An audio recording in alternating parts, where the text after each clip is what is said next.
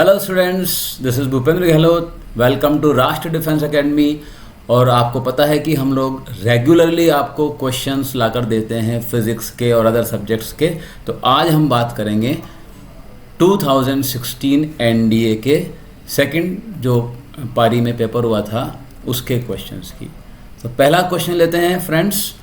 A ball is thrown vertically upward from the ground with a speed of 25.2 meter per second. The ball will reach the highest point of its journey in. अब यहाँ पर question में हमें दे रखा है कि ball को ऊपर फेंका है तो उसकी स्पीड जो है फेंकते वक्त वो है हमारी 25.2 मीटर पर सेकेंड। तो 25.2 मीटर पर सेकेंड अपना u हो गया। अब यहाँ पर the ball will reach the highest point of its journey. यहाँ पर हम ये देख रहे हैं कि जब बॉल हाईएस्ट पॉइंट पर पहुँचेगी तो उसकी जो वेलोसिटी होगी वो कितनी होगी, वो ज़ीरो होगी हाईएस्ट पॉइंट पर। तो हम सिंपल सा तरीका अपनाएंगे कि हमें पता है v is equal to u plus a t. तो यहाँ पर हमें पता है कि 0 इज़ इक्वल टू 25.2 प्लस, और यहाँ पर एक्सेलरेशन क्या होगा, माइनस में होगा, -9.8। आप अगर 10 भी लेंगे तो कोई ज़्यादा गलती नहीं होगी, बट 9.8 हम ले लेते हैं। जब तक क्वेश्चन में नहीं दिया हो कि 10 ले सकते हैं तो हम 9.8 लेकर ही करते हैं।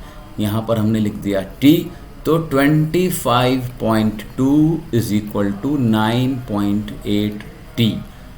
तो t हमारा आ गया 25.2 अपॉन 9.8। इसको जब हम कैलकुलेट करेंगे तो हमारा आएगा आंसर 2.57। तो 2.57 पर हम टिक लगा देंगे friends. Now the second question, 1 kilowatt hour is equal to. Kilowatt hour पे क्वेश्चन बहुत आते हैं। क्वेश्चन ये भी आ सकता है आपका कि किलोवाट आवर जो है हमारा वो किसका यूनिट है, वो हमारा यूनिट है एनर्जी का।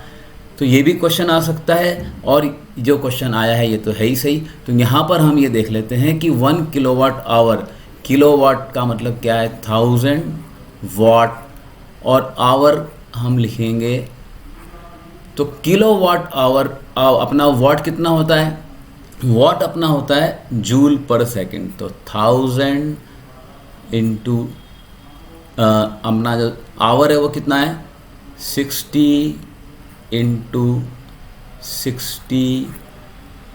एक आवर में 60 मिनट्स, 1 मिनट में 60 सेकेंड्स।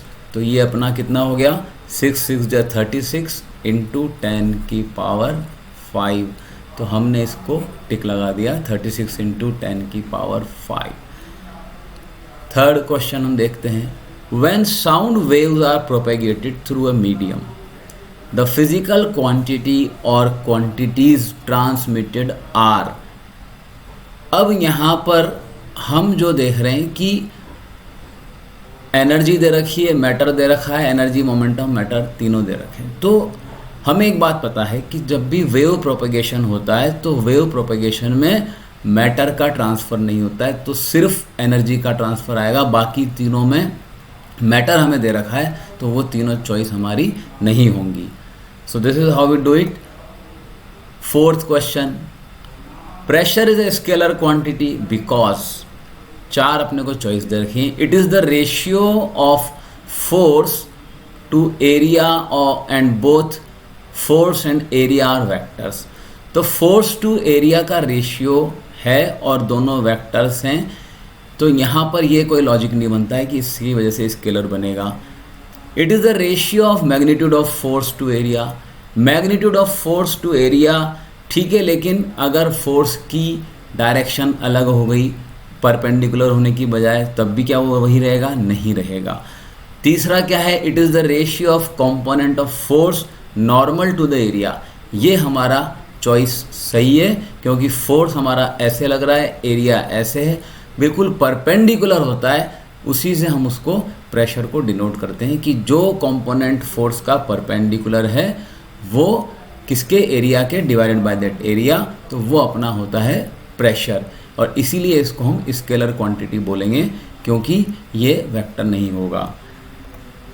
अब आया अपना 5वां question, a person is unable to read a newspaper without his glasses, he is most probably suffering from. अब जो बंदा न्यूज़पेपर नहीं पढ़ पा रहा है, यहाँ पर कभी बच्चों को ये लगता है तुरंत कि हाइपरमेट्रोपिया लिख दें, क्योंकि न्यूज़पेपर पास रख के पढ़ते हैं और वो उसको नहीं पढ़ पा रहा है। लेकिन यहाँ पर हाइपरमेट्रोपिया नहीं आएगा। क्यों नहीं आएगा? बिकॉज प्रेस्ड बायोपिया एक कंडीशन होती है जिसमें कि हम बारीक चीज़ों को फोकस नहीं कर पाते, और न्यूज़पेपर पढ़ने में बारीक चीज़ों को फोकस करने का ही पर्पस होता है। इसलिए presbyopia is the condition which the fellow is suffering from. तो हमारा आंसर हो गया प्रेस बायोपिया। अब फ्रेंड्स आया अपना 6th question. The free fall acceleration g increases as one proceeds at sea level from the equator toward either pole। हमारा जो acceleration due to gravity है g, वो इंक्रीज होता है इक्वेटर से पोल की तरफ। सही बात है। तो क्यों होता है, रीज़न क्या है? तो रीज़न इसने 4 दे रखे हैं। पहला, अर्थ is a sphere with same density everywhere. तो ये रीज़न तो कुछ हमें क्लियर नहीं कर रहा है कि इसकी वजह से जी बढ़ेगा पोल की तरफ जाने पर। Earth is a sphere with different density at the polar region than in the equatorial region. ऐसा हमने कहीं नहीं पढ़ा कि डेंसिटी अलग अलग होगी, इसकी वजह से ये जी का चेंज होगा। Earth is approximately an ellipsoid having its equatorial radius greater than its polar radius. ये बात ठीक है। अर्थ हमारी जो है एलिप्सॉइड फॉर्म में है और इक्वेटोरियल रेडियस ज़्यादा है उसका पोलर रेडियस से। एक हम ये कहते हैं स्फीयर को थोड़ा सा दबा दिया पोल्स पे, तो वो जो शेप आती है वो है हमारी एलिप्सॉइड शेप। तो वो हमारा आंसर ठीक है। So earth is approximately an ellipsoid having its equatorial radius greater than its polar radius. ये हमने आंसर सही है, इसको लगा दिया टिक। डी आंसर क्या है? इसमें उल्टा दे रखा है तो ये तो गलत हो गया, इसलिए इसको हम करेंगे ही नहीं। Which one of the following statements is correct?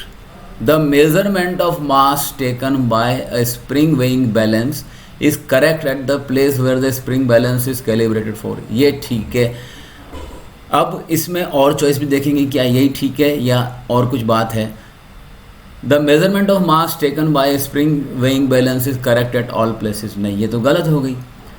The measurement of mass taken by a spring weighing balance is correct at the places where the acceleration due to gravity is same with the place where the spring balance is calibrated for। तो अब ये A से थोड़ा सा हमें ज़्यादा peculiar answer दे रहा है, ये ज़्यादा स्पेसिफाई कर रहा है चीज़ों को। तो C आंसर हमारा करेक्ट होगा, न कि A या B। और D तो बिल्कुल ही गलत है। A spring balance cannot be used to measure mass at any place। तो ये तो गलत हो ही गया।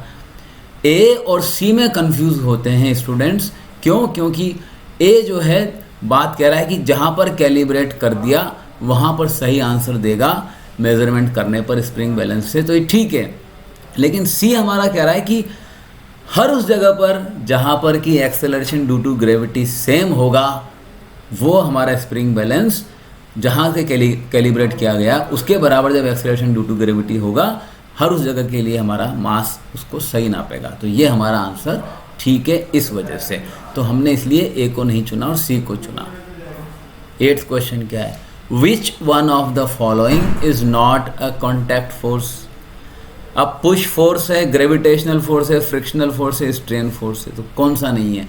पुश फोर्स अपना कॉन्टैक्ट फोर्स है, हम धक्का देते हैं, आप लोग देखते हो धक्का देने में टच करते हैं, डायरेक्ट भी टच कर सकते हैं और किसी मीडियम के थ्रू जैसे डंडा ले लिया वैसे भी टच कर सकते हैं। तो पुश फोर्स है अपना contact force.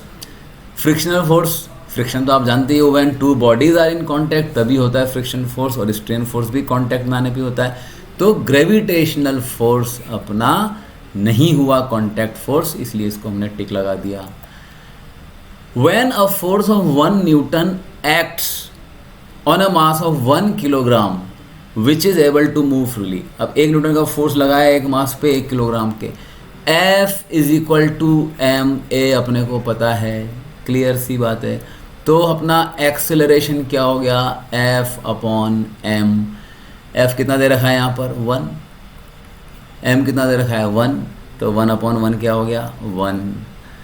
S I unit में दे रखा है, फोर्स भी, मास भी एस आई यूनिट में दे रखा है, एक्सीलरेशन का एस आई यूनिट अपना मीटर पर स्क्वायर सेकेंड, तो बी आंसर आ गया, सिंपल।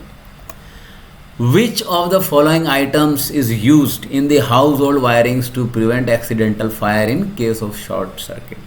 शॉर्ट सर्किट होने पर कौन सी हम ये डिवाइस यूज़ करते हैं? तो 4 इसमें चॉइस हैं। इंसुलेटेड वायर, ये तो हम करते ही हैं ताकि हम छुएं तो करंट नहीं आए। प्लास्टिक स्विचेस, ये भी हम बचाव के लिए करते हैं। जो चीज़ हम एक्सीडेंटल फायर के लिए करते हैं वो नॉन मेटेलिक कोटिंग्स, ये भी नहीं करते। इलेक्ट्रिक फ्यूज़, इलेक्ट्रिक फ्यूज़ हमारा जो है वो सही आंसर है। क्यों? क्योंकि इलेक्ट्रिक फ्यूज़ जो होता है आपको पता होगा कि उसका मेल्टिंग पॉइंट कम होता है, वो जल्दी पिघल जाता है। जैसे ही करंट ज़्यादा आएगा, हीट ज़्यादा प्रोड्यूस होगी तो पिघल जाएगा। पिघलने से क्या होगा? वो सर्किट टूट जाएगा और करंट अंदर नहीं आएगा। This is why we use it.